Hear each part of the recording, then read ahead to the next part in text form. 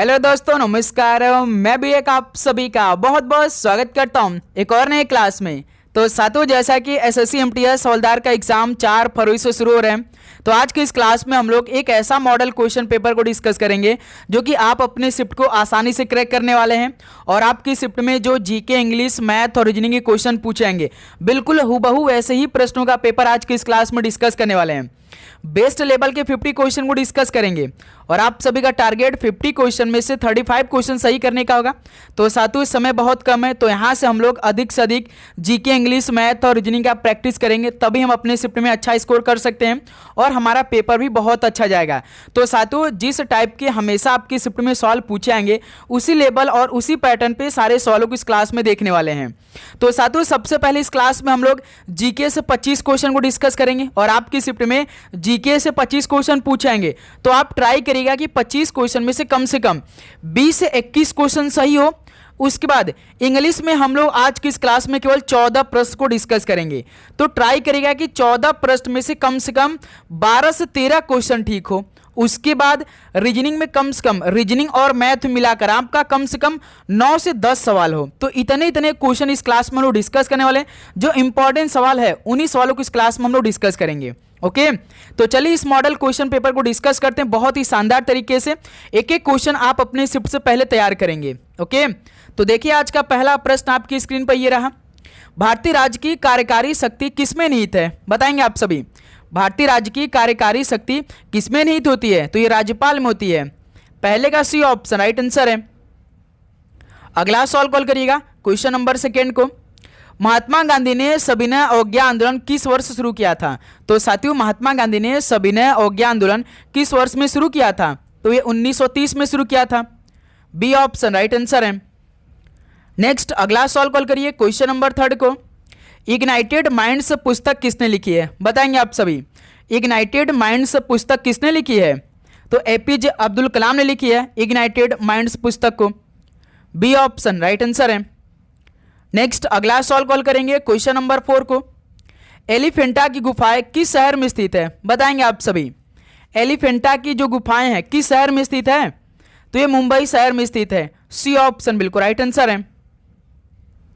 अगला सवाल को देखिए क्वेश्चन नंबर 5 को। कौन सा अनुच्छेद प्रेस की स्वतंत्रता सुनिश्चित करता है? तो साथियों, कौन सा अनुच्छेद प्रेस की स्वतंत्रता को सुनिश्चित करता है, यानी किस अनुच्छेद में इसका वर्णन किया गया है? तो अनुच्छेद 19 में है। डी ऑप्शन राइट आंसर है। अगला सवाल को देखेंगे क्वेश्चन नंबर 6 का राइट आंसर क्या बनेगा? निम्नलिखित में से कौन सी नदी बंगाल की खाड़ी में गिरती है? तो इनमें से कौन सी नदी बंगाल की खाड़ी में जाकर गिरती है? तो कृष्णा नदी, जो कि बंगाल की खाड़ी में गिरती है। ऑप्शन ए राइट आंसर है। अगला सवाल को देखिए क्वेश्चन नंबर 7 को। फसल उत्सव न बनना किस राज्य में मनाया जाता है? फसल उत्सव न बनना किस राज्य में मनाया जाता है? तो ये पश्चिम बंगाल में मनाया जाता है जो फसल उत्सव न बनना है।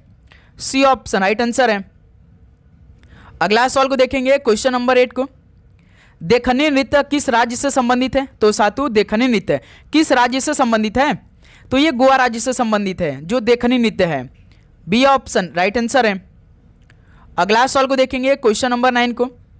2023 में पद्मश्री प्राप्त करने वाले हेमंत चौहान किससे जुड़े हैं, यानी किस संगीत से जुड़े हैं? जो 2023 में पद्मश्री प्राप्त करता थे हेमंत चौहान, तो ये गुजराती संगीत से जुड़े हैं। ऑप्शन ए राइट आंसर है। अगला सवाल कॉल करिएगा क्वेश्चन नंबर 10 को। गोरुमारा राष्ट्रीय उद्यान किस राज्य में स्थित है? बताएंगे। गोरुमारा राष्ट्रीय उद्यान किस राज्य में स्थित है? तो ये पश्चिम बंगाल में स्थित है गोरुमारा राष्ट्रीय उद्यान। सी ऑप्शन राइट आंसर है। अगला सवाल को देखिए। तो साथियों, आगे बढ़ने से पहले एसएससी एमटीएस एग्जाम 2026 में जो आपका पेपर होगा 4 फरवरी से, तो पेपर में छपने वाला प्रश्न आ चुका है भाई। जीके, जीएस, करंट अफेयर के आप सभी को पूरे 500 क्वेश्चन मिल रहे हैं।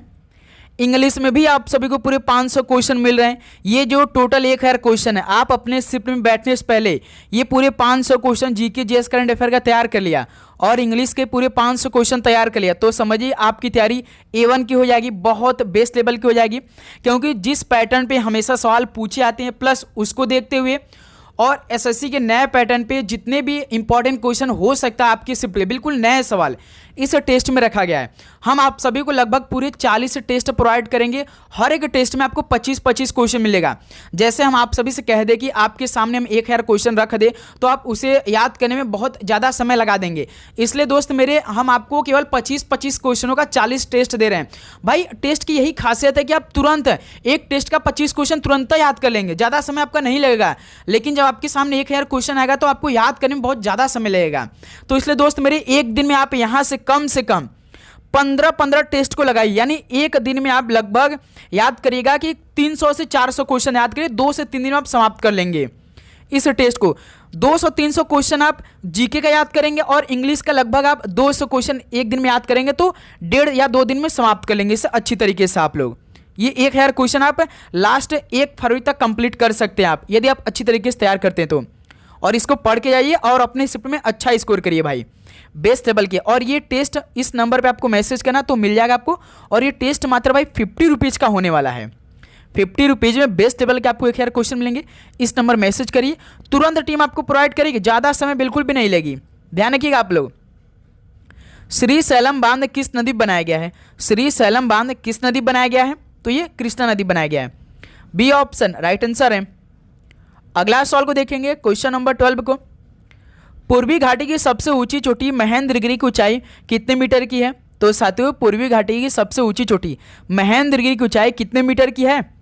तो ये 1501 मीटर की है। ऑप्शन है राइट आंसर है। अगला सवाल को देखेंगे, क्वेश्चन नंबर 13 को। हम्पी के मंदिरों और महलों का निर्माण किस प्रकार की वास्तुकला में हुआ था? ये इंपॉर्टेंट सवाल बनेंगे भाई आपके शिफ्ट के लिए। हम्पी के मंदिरों और महलों का निर्माण किस प्रकार की वास्तुकला में हुआ था? तो द्रविड़ वास्तुकला में हुआ था। ऑप्शन ए बिल्कुल राइट आंसर है। अगला सवाल को देखिए, क्वेश्चन नंबर 14 को। 1840 में परमहंस मंडली की स्थापना कहाँ हुई थी? 1840 में परमहंस मंडली की स्थापना कहाँ पर हुई थी? तो इसकी स्थापना मुंबई शहर में हुई। सी ऑप्शन राइट आंसर है। अगला सवाल कॉल करिएगा, क्वेश्चन नंबर 15 को। यूनाइटेड नेशंस एनवायरमेंट प्रोग्राम यानी यूएनईपी का मुख्यालय कहाँ स्थित है? बताइए, यूनाइटेड नेशंस एनवायरमेंट प्रोग्राम का मुख्यालय कहाँ पर स्थित है? तो नैरोबी में स्थित है। बी ऑप्शन राइट आंसर है। अगला सवाल कॉल करिएगा, क्वेश्चन नंबर 16 को। दीनदयाल उपाध्याय ग्रामीण कौशल योजना किस वर्ष शुरू की गई थी? तो साथियों, दीनदयाल उपाध्याय ग्रामीण कौशल योजना किस वर्ष शुरू की गई थी? तो इसकी शुरुआत वर्ष 2014 में हुई थी। बी ऑप्शन राइट आंसर है। अगला सवाल को देखेंगे, क्वेश्चन नंबर 17 को। अंटार्कटिका अभियान किस बंदरगाह से शुरू किया गया था? तो साथियों, जो अंटार्कटिका अभियान था किस बंदरगाह से शुरू किया गया था? तो इसे मोरमुगांव बंदरगाह से शुरू किया गया। डी ऑप्शन राइट आंसर हो जाएंगे। अगला सवाल को देखिए, क्वेश्चन नंबर 18 को। भारत चीन सीमा को कितने सेक्टरों में बांटा गया है? तो साथियों, भारत चीन सीमा को कितने सेक्टरों में बांटा गया है? तो पूरे 3 सेक्टरों में बांटा गया भारत चीन सीमा को। सी ऑप्शन राइट आंसर है। अगला सवाल कॉल करिएगा, क्वेश्चन नंबर 19 को। भारत एशिया के किस भाग में स्थित है? तो साथियों, जो भारत है एशिया के किस भाग में स्थित है? तो दक्षिण एशिया में स्थित है भारत। ऑप्शन है राइट आंसर है। अगला सवाल को देखिए, क्वेश्चन नंबर 20 को। गारो जनजाति भारत के किस क्षेत्र से संबंधित है? तो साथियों, जो गारो जनजाति है भारत के किस क्षेत्र से संबंधित है? तो ये उत्तर पूर्वी क्षेत्र से संबंधित है गारो जनजाति। सी ऑप्शन राइट आंसर है। अगला सवाल को देखिएगा, क्वेश्चन नंबर 21 को। भारत का कौन सा राज्य रबड़ का अग्रणी उत्पादक राज्य है? भारत का कौन सा राज्य रबड़ का अग्रणी उत्पादक है? तो केरल राज्य भाई। डी ऑप्शन राइट आंसर हो जाएंगे। तो साथियों, अभी तक आप लोगों ने चैनल को सब्सक्राइब करके नोटिफिकेशन को ऑन नहीं किया है तो दोस्त मेरे, आप चैनल को सब्सक्राइब करने के बाद नोटिफिकेशन को भी ऑन कर लेंगे। आप जानते कि इस टाइम लगातार 2 से 3 क्लास रेगुलर वे में आ रही बहुत शानदार तरीके से। तो जैसे क्लास अपलोड तो पहला नोटिफिकेशन आप सभी के पास जाना चाहिए। और ये पूरी क्लास आपकी एग्जाम तक चलने वाली, एक भी दिन का गैप नहीं होगा। प्लस आप लोग अपना एग्जाम डेट भी कमेंट सेक्शन में हमें बता देंगे भाई, क्योंकि आपको भी उसी तरह सेम क्लास प्रोवाइड करना है जिस तरह से हम पहले स्टार्टिंग में 4-5 फरवरी वाले जो पेपर जिनका उनके लिए हम प्रोवाइड कर रहे हैं। ठीक है, तो भाई आप लोग अपना एग्जाम डेट जरूर बताइएगा। भारतीय संविधान में मौलिक कर्तव्यों को पहली बार कब जोड़ा गया था? भारतीय संविधान में मौलिक कर्तव्यों को पहली बार कब जोड़ा गया था? तो 1976 में जोड़ा गया। ऑप्शन ए राइट आंसर है। अगला सवाल कॉल करिए, question number 23। White man cup किस खेल से संबंधित है? तो साथियों व्हाइट मैन कप किस खेल से संबंधित है? तो ये टेनिस खेल से संबंधित है। बी ऑप्शन राइट आंसर है। अगला सवाल कॉल करिए, क्वेश्चन नंबर 24। एक फुटबॉल मैच में पिच की लंबाई कितने मीटर से लेकर 120 मीटर के बीच होनी चाहिए? एक फुटबॉल मैच में पिच की लंबाई 90 मीटर और 120 मीटर के बीच होनी चाहिए। बी ऑप्शन राइट आंसर है। अगला सवाल को देखिएगा, क्वेश्चन नंबर 25 का राइट आंसर। बाल विवाह प्रतिबंध अधिनियम किस वर्ष पारित हुआ था? तो साथियों बाल विवाह प्रतिबंध अधिनियम किस वर्ष पारित हुआ था? तो ये 1929 में पारित हुआ। सी ऑप्शन राइट आंसर हो जाएंगे। तो साथियों पहले सेक्शन में 25 क्वेश्चन कंप्लीट हो गया। तो बताइए कि आप सभी का इन 25 क्वेश्चन में कितना स्कोर रहा है, सभी बताएंगे। अब यहां से हम लोग इंग्लिश के क्वेश्चन देखेंगे। अपना इंग्लिश में स्कोर चेक करिएगा भाई। Select the word which means the same as the group of words given. A system of government in which power is held by the people. एक ऐसी शासन प्रणाली जिसमें सत्ता जनता के हाथ में होती है, उसे हम क्या बोलते हैं? तो डेमोक्रेसी बोलते हैं। जैसे ब्यूरोक्रेसी को क्या बोलते हैं भाई? नौकरशाही बोलते हैं ना। क्या बोलते हैं भाई? नौकरशाही बोलते हैं, ध्यान रखिएगा। और ऑटोक्रेसी को क्या बोलते हैं? एक तंत्र बोलते हैं। ऑटो मतलब एक होता है, क्रेसी मतलब तंत्र, यानी एक तंत्र हो जाएगा भाई।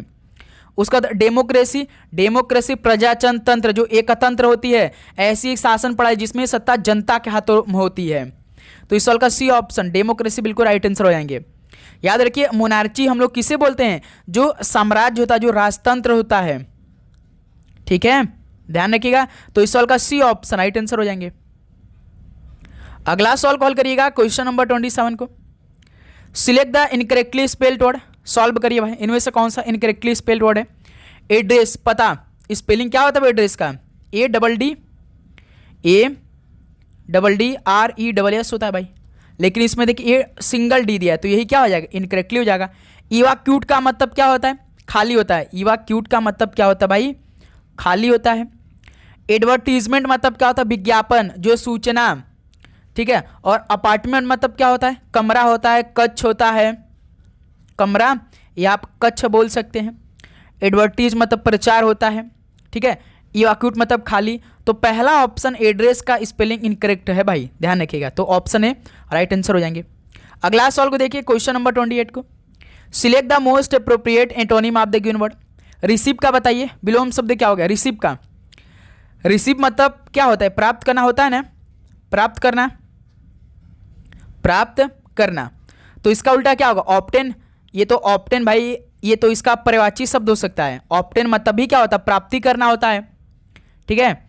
और गिव मतलब देना, प्राप्त करना, तो इसका उल्टा देना, यानी गिव हो जाएगा भाई। रिसीव का एंटोनिम गिव हो जाएगा, ठीक है। फॉलो मतलब क्या होता है? अनुसरण करना, पीछा करना। अबैंडन का मतलब क्या होता है भाई? त्यागना। क्या होता है? त्यागना होता है भाई, त्याग देना भी हो सकता है। तो इस सवाल का बी ऑप्शन बिल्कुल परफेक्ट आंसर है। क्लियर? चलिए अगला सवाल को हल करिएगा, क्वेश्चन नंबर 29 को देखिए। Select the incorrectly spelled word. Professor का स्पेलिंग ठीक है भाई। प्रोफेसर को हम क्या बोलते हैं? जो प्रवक्ता होते हैं भाई ना, क्या होते हैं? प्रवक्ता। कन्फेशन, कन्फेशन मतलब होता है कि अपराध, लेकिन उसका स्पेलिंग, जो अपराध होता है, जो स्वीकृति होता है ना, उसका स्पेलिंग क्या होता है? CONFESS होता है भाई, ION होता है। और इसमें देखिए क्या दिया? CONFE सिंगल एस दिया है। हमेशा याद रखिए जब करेक्टली हो या इनकरेक्टली हो, मिसिंग वर्ड हो, तो केवल एक अक्षर का उसमें हेर फेर रहता है मेरे दोस्त, याद रखिएगा, ठीक है। पॉसिबल मतलब संभव, इंटेलिजेंट आप तो है ही भाई, बुद्धिमान तो आप हैं ही। तो इस सवाल का बी ऑप्शन बिल्कुल राइट आंसर बनेगा। अगला सवाल को हल करिएगा, क्वेश्चन नंबर 30 को। Select the most appropriate meaning of the given idiom. CI to I क्या हो जाएगा? CI to I मतलब कि होता है मेरे दोस्त सहमत होना। क्या होता है? सहमत होना होता है, ध्यान रखिएगा। तो इस मुहावरे का अर्थ क्या बनेगा? तो एग्री हो जाएगा भाई। डिस्टर्ब तो होगा नहीं भाई, क्या होगा? एग्री हो जाएगा, ठीक है, ध्यान रखिएगा, इंपॉर्टेंस वाले। क्विरल मतलब क्या होता है? जो बहुत झगड़ा करता है भाई, झगड़ा जिसे हम बोलते हैं, ठीक है। स्माइल मतलब जो हमारी मुस्कान होती है। तो बी ऑप्शन इस वाला का राइट आंसर होगा इस मुहावरे का, यानी CI to I का मतलब एग्री, सहमत होना, ठीक है। अगला सवाल को देखिएगा, क्वेश्चन नंबर 31 का राइट आंसर क्या बनेगा? You have to submit a copy of school leaving certificate बताइए भाई, आप सभी को फिल इन द ब्लैंक्स करना है तो क्या फील होगा इसमें? सभी दोस्त सोच समझकर इस सवाल का राइट आंसर करेंगे। हल करिए। आपको भाई ना स्कूल छोड़ने के प्रमाण पत्र की एक प्रति जमा करनी होगी, यानी आपको अपने स्कूल छोड़ने के प्रमाण पत्र की एक प्रति कॉपी जमा करनी होगी। यानी यहाँ पे you have to submit a copy of your school leaving certificate, यानी अपने आप, यानी आपको अपने स्कूल छोड़ने के लिए भाई एक प्रमाण पत्र दिया जाता है, एक प्रति जमा करनी होती है। तो इसमें क्या होगा? योर हो जाएगा। डी ऑप्शन बिल्कुल राइट आंसर हो जाएंगे। ओके, ध्यान रखिएगा आप लोग भाई। चलिए अगला सवाल को हल करेंगे आप लोग, क्वेश्चन नंबर 32 को। Select the most appropriate synonyms of the given word. ट्रेमेंडस का पर्यायवाची शब्द बताए। ट्रेमेंडस का मतलब क्या होता है? शानदार। ट्रेमेंडस का मतलब होता है दोस्त मेरे शानदार, बहुत ही विशाल। ठीक है, तो इस पर्यायवाची शब्द को बताइए, इस सिनोनिम्स को बताइए। मिनट मतलब क्या होता है? मिनट मतलब तो सूक्ष्म, मिनट यानी कम, यानी सूक्ष्म। फॉर्चुनेट का मतलब क्या होता है? भाग्यशाली। फॉर्चुनेट का मतलब क्या होता है? भाग्यशाली। ह्यूज मतलब बड़ा होता है, यही हो जाएगा ना भाई, जैसे शानदार, विशाल, तो क्या हो जाएगा? बिल्कुल समान वाला शब्द है ह्यूज। एलिजिबल मतलब योग्य। ठीक है, तो भाई मिनट मतलब सूक्ष्म, फॉर्चुनेट का मतलब भाग्यशाली, लेकिन इस सवाल का सी ऑप्शन परफेक्ट आंसर होगा। ट्रेमेंडस का सिनोनिम्स ह्यूज हो जाएगा। अगला सवाल को देखिए, क्वेश्चन नंबर 33 क्या दे रखा है? Identify the segment in the sentence which contains a grammatical error. In spite of my best effort I could not concentrated on my studies. बताइए भाई दोस्त मेरे, पहले ये क्या है? ये जो कुड लिखा है, कुड एक मॉडल का एक प्रयोग हुआ है, मॉडल का प्रयोग हुआ है। इसके बाद वर्ब का प्रयोग हो गया है, कंसंट्रेटेड। कंसंट्रेटेड वर्ब का प्रयोग हो गया है। जैसे I in spite of my best effort I could not concentrate on my studies, यानी अपनी पूरी कोशिश के बावजूद मैं अपनी पढ़ाई पर ध्यान केंद्रित नहीं कर सका भाई। अपनी जैसे हम कहते हैं अपनी पूरी कोशिश के बाद भी, पूरी कोशिश के बावजूद भी मैं अपनी पढ़ाई पर कंसंट्रेट नहीं कर पा रहा हूँ।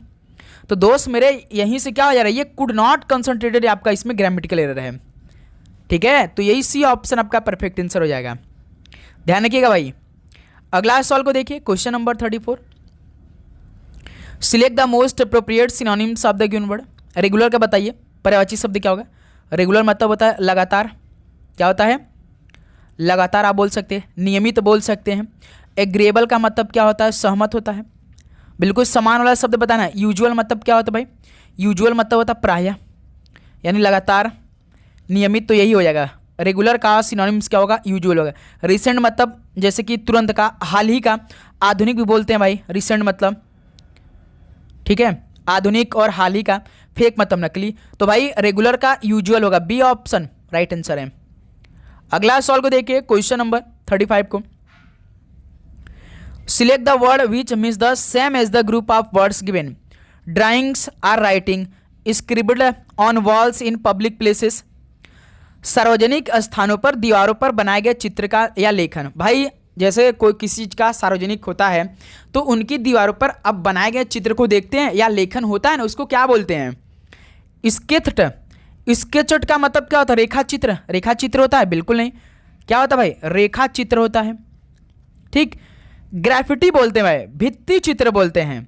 ग्राफिटी का मतलब क्या होता है? भित्ति चित्र बोलते हैं।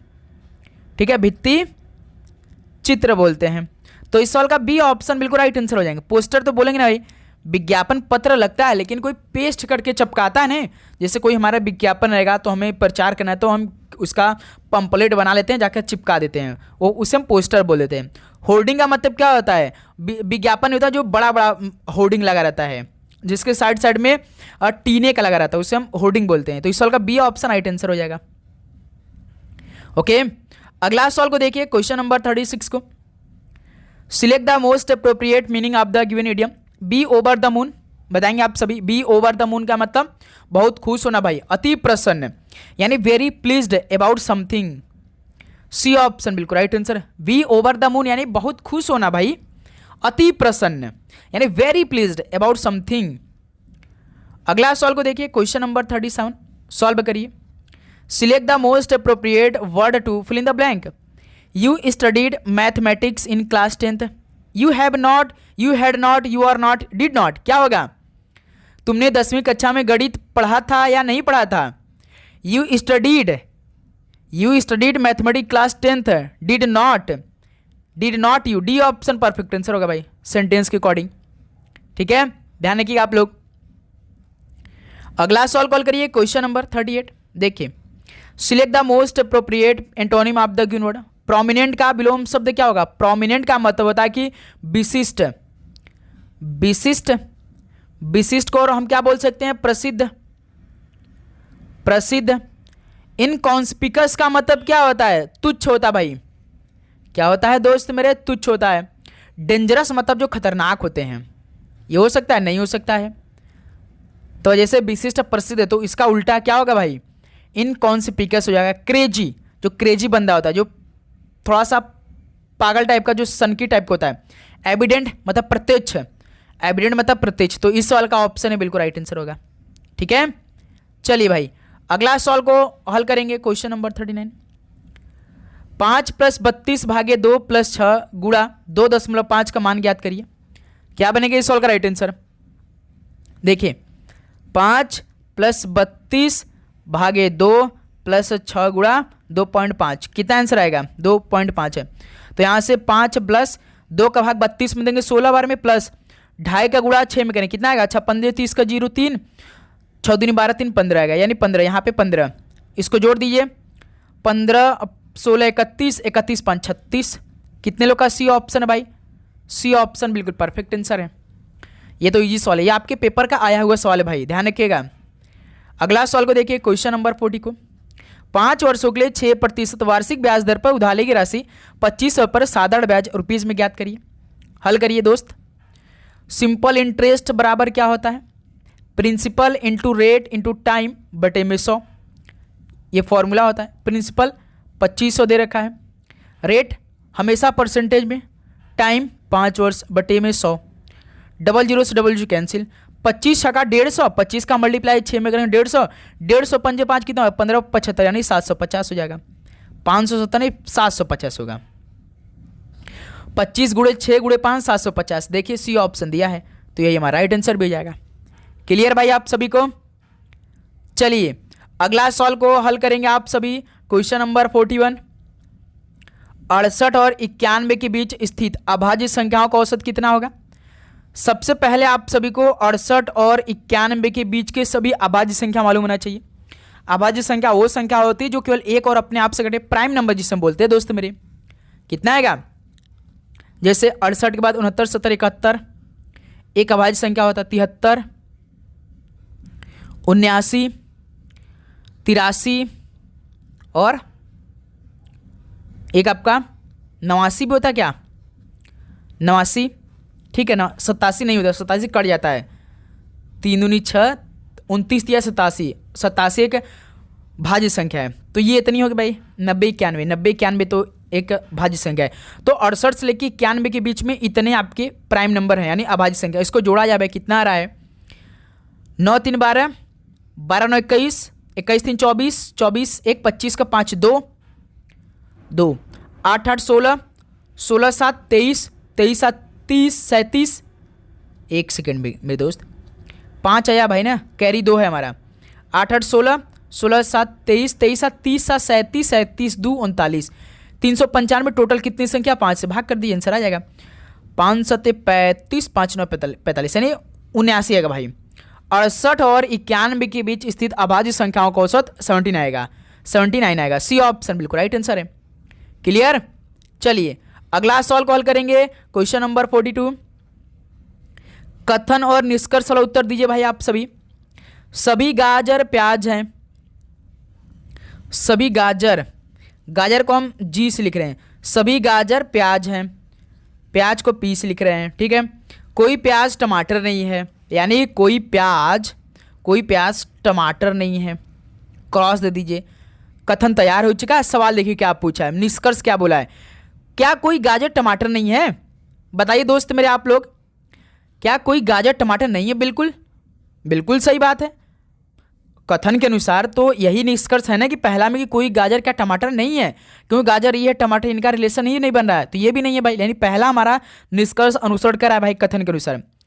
दूसरे का सभी प्याज क्या गाजर हैं? सभी प्याज क्या गाजर नहीं, सभी गाजर प्याज हैं, सभी प्याज गाजर नहीं है। यानी दूसरा का ये निष्कर्ष फॉलो नहीं कर रहा है, यानी केवल एक अनुसरण कर रहा है भाई। देखिए किस ऑप्शन में है भाई, चेक करिए, केवल निष्कर्ष एक अनुसरण कर रहा है, यानी तीसरा का नंबर ठीक है, तो यही हमारा राइट आंसर बनेगा। क्लियर। अगला सवाल को देखेंगे, क्वेश्चन नंबर 43 का राइट आंसर क्या बनेगा। यदि प्लस और गुणा को आपस में बदल दिया जाए तथा माइनस और भाग को भी आपस में बदल दिया जाए तो निम्नलिखित समीकरण में प्रश्न चिन्ह के स्थान पर क्या आएगा।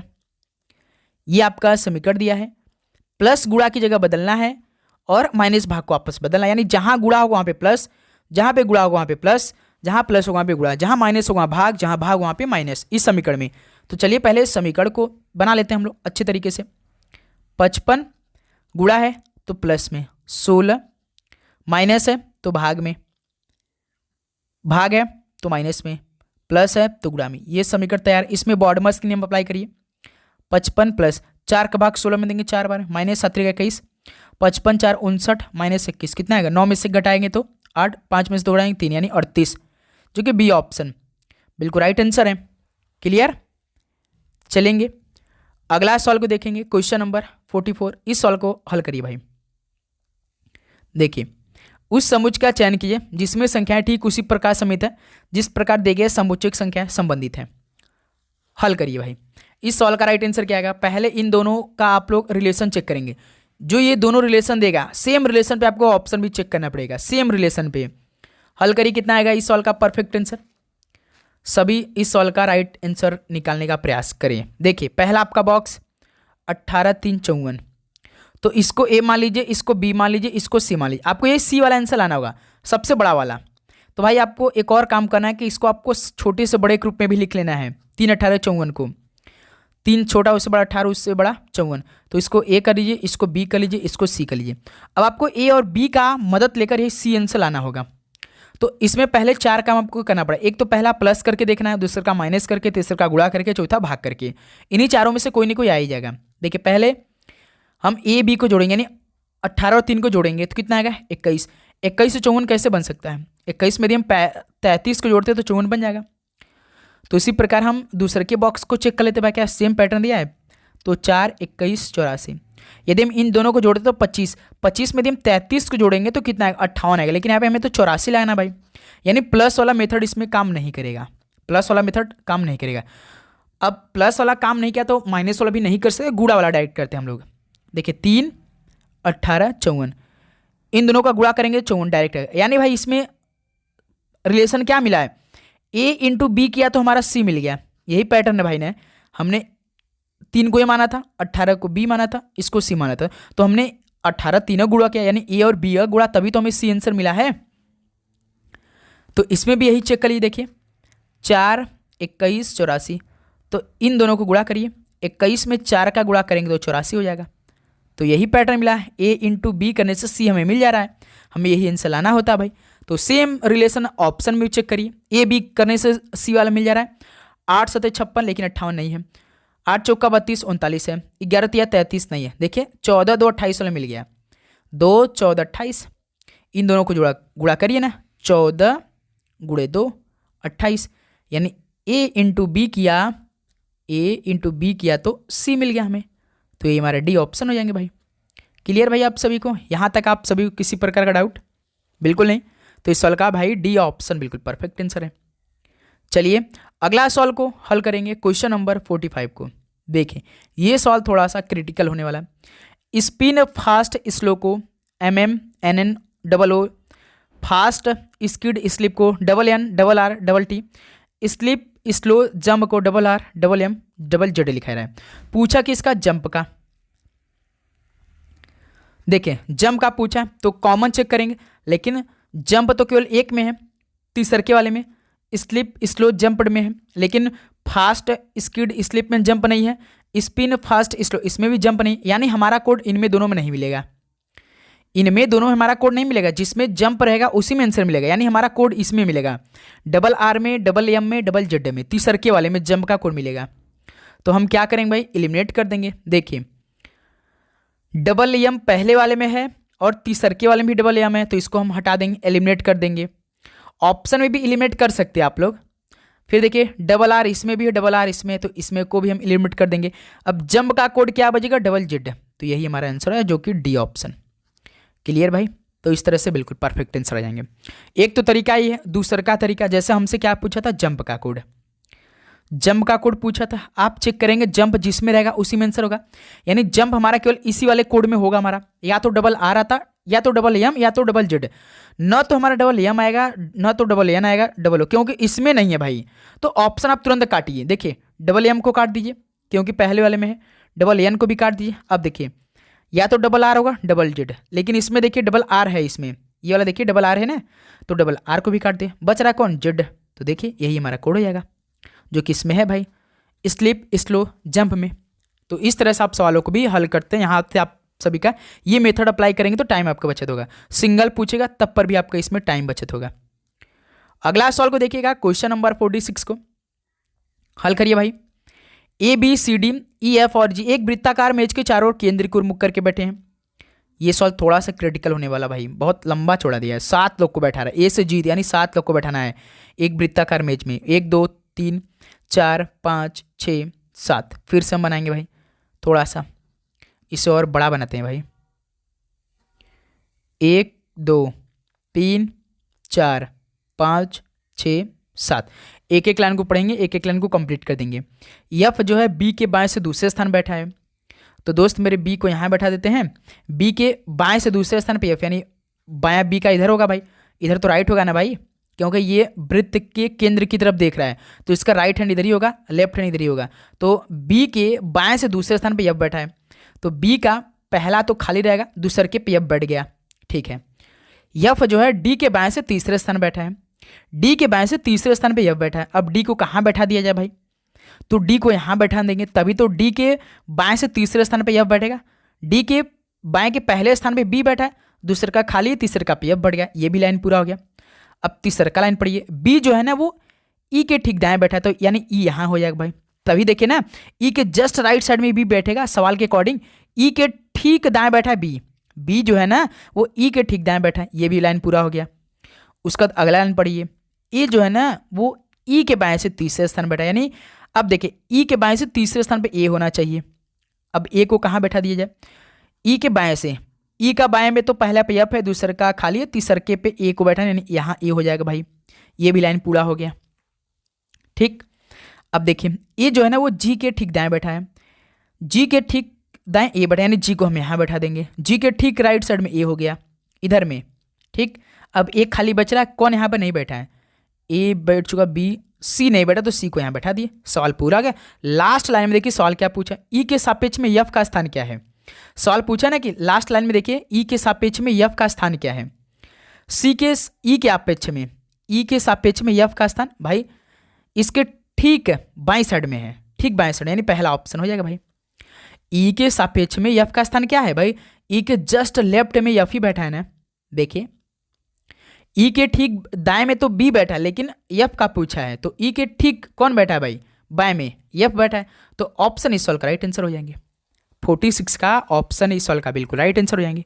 यहाँ तक आप सभी किसी प्रकार का डाउट इस सवाल में, बिल्कुल नहीं। चलिए भाई अगला सवाल को देखेंगे, क्वेश्चन नंबर 47 को।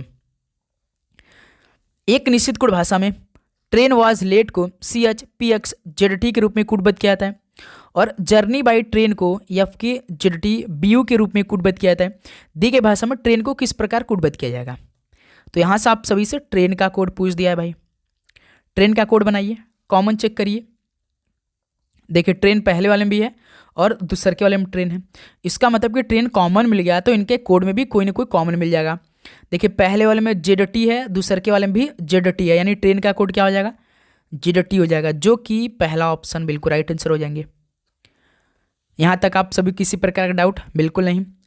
अगला सवाल को हल करेंगे, क्वेश्चन नंबर 48। ये सवाल भी देखिए बहुत ईजी है। गल्फ का कोड इतना दिया है, फैंस का कोड इतना दिया, यफ का कोड क्या होगा। तो भाई यफ का कोड पूछा है तो कॉमन चेक करिए, यफ देखिए यफ इसमें भी है, यफ इसमें भी है, 73 91 84 24 38 है, तो कॉमन मिलेगा इनके दोनों नंबर में भाई।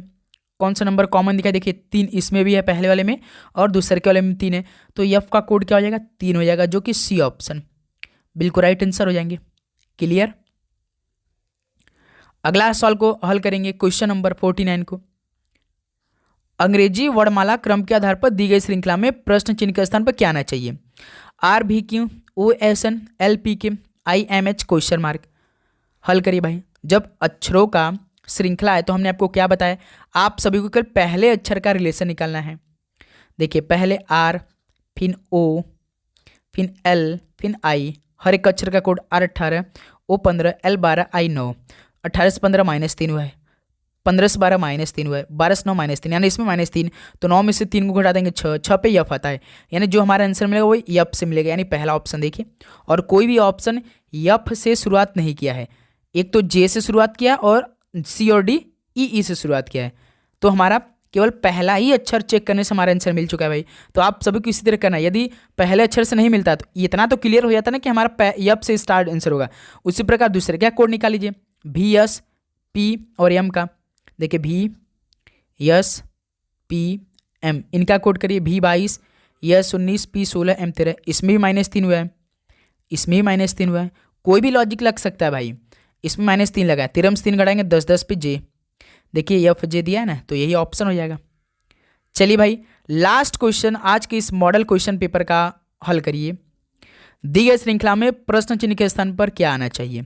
97, 88, 85, 76, 73 क्वेश्चन मार्क 61।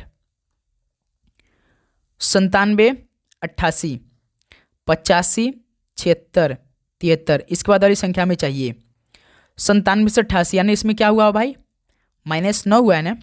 88 से 85 -3 हुआ है, 85 से 76 इसमें फिर से -9 हुआ है, 76 से 73 -3, यानी -9 -3 -9 -3, यानी 73 में से -9 कर देंगे, कितना आएगा, कितना आएगा भाई, 13 से 9 गुणा 4, यानी 64 आना चाहिए, बी ऑप्शन 64 आएगा भाई। 64 में से फिर -3 कर देंगे तो देखिए 61 दिया है प्रश्न में। लॉजिक इसमें क्या है, -9 -3 -9 -3 -9 -3 का, तो साथ ही इस सवाल का बी ऑप्शन बिल्कुल परफेक्ट आंसर है। तो साथियों ये पूरा 50 क्वेश्चन कंप्लीट हो चुका है। अब आप सभी बताएंगे कि आज के इस 50 क्वेश्चन से आप सभी कितना स्कोर है, सभी दोस्त ईमानदारी के साथ बताएंगे। तो उम्मीद करेंगे दोस्त आपको हर एक क्वेश्चन बहुत ही शानदार तरीके से समझ में आया होगा। यदि आपको किसी भी प्रश्न पे डाउट है तो भाई कमेंट सेक्शन में जरूर बताइए। डाउट लेकर आपको नहीं चलना है किसी भी प्रकार का, लगातार आप सब बीच इसी तरह क्लास आएगी बहुत ही शानदार तरीके से, रेगुलर वे में क्लास आएगी, डेली क्लास करनी है बहुत ही अच्छी तरीके से, एक एक क्वेश्चन को तैयार करना है। ओके, तो चलिए दोस्त इस क्लास को यहीं पर समाप्त करते हैं, मिलते हैं एक और नए क्लास के साथ। आप सभी चैनल को सब्सक्राइब करिएगा, नोटिफिकेशन को ऑन करिएगा, ठीक है। और अब जितने लोग अब अपना स्लॉट बुक नहीं किया है तो भाई वो स्लॉट बुक कर ले, समय बिल्कुल भी नहीं है, ठीक है। नहीं आप स्लॉट बुक नहीं करेंगे तो भाई आपका डेट हो एडमिट कार्ड हो सकता है कि ना आए भाई, ओके, ध्यान रखिएगा। तो चलिए इस क्लास को यहीं पर समाप्त करते हैं। पढ़ाई कीजिए, आप लोग मॉक टेस्ट लगाइए। आप सभी को एग्जाम के लिए बेस्ट ऑफ लक। जय हिंद, जय भारत, धन्यवाद।